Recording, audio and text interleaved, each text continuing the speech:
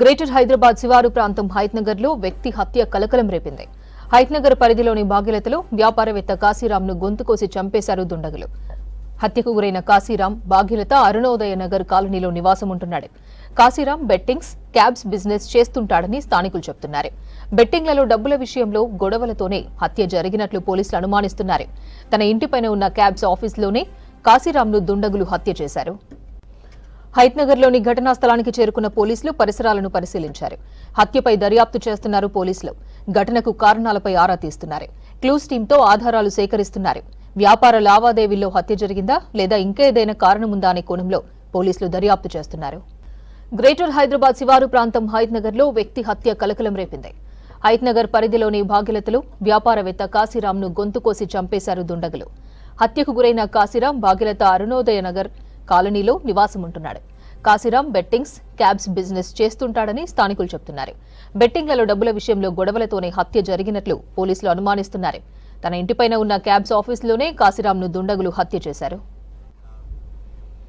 హైత్నగర్లోని ఘటనా స్థలికి చేరుకున్న పోలీసులు పరిసరాలను పరిశీలించారు. హత్యపై దర్యాప్తు చేస్తున్నారు పోలీసులు. ఘటనకు కారణాలపై ఆరా తీస్తున్నారు. క్లూస్ టీంతో ఆధారాలు సేకరిస్తున్నారు. వ్యాపార లావాదేవీల్లో హత్య జరిగిందా లేదా ఇంకా ఏదైనా కారణముందా అనే కోణంలో పోలీసులు దర్యాప్తు చేస్తున్నారు.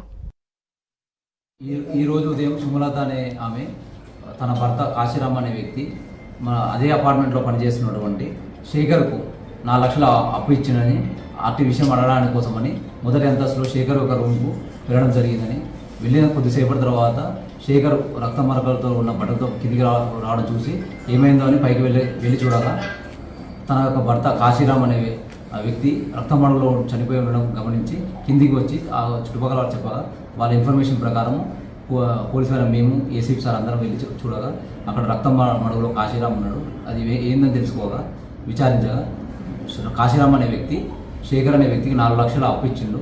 ఆ అప్పు అడగడానికి పైకి పోయినాడు. ఆ ఇద్దరి మధ్యన అప్పు విషయంలో గొడవ జరిగింది. క్రమంలో అతను కత్తితో దాడి చేయగా మెడ భాగం తెగి ఉంది. ఇటు విచారణలో భాగంగా క్రూస్ టీమ్స్, ఏసీపీ సార్ ఇదంతా రావడం జరిగింది. క్రూస్ సేకరించి డెడ్ బాడీని ఉస్మానియా జనరల్ హాస్పిటల్ తరలించారు.